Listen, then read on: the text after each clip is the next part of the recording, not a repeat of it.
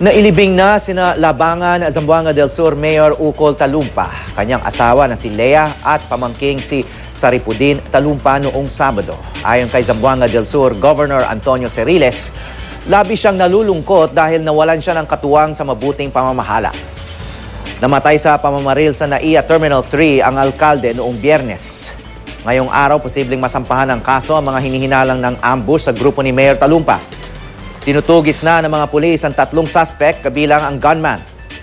Hinahanap din nila may-ari ng 2 inabandonang sasakyan na hinihinalang ginamit ng mga kriminal. Sa maikling panahon, paninilbihan ni Mayor Talumpa, nadama ng mga tao ng Labangan ang kaibahan sa kanyang serbisyo. Sincero, tapat, at mahal siya ng mga tao. Has lost a partner who wants good governance to happen in the province, especially in the municipality of Labangan. Especially, he was also in the forefront against drugs.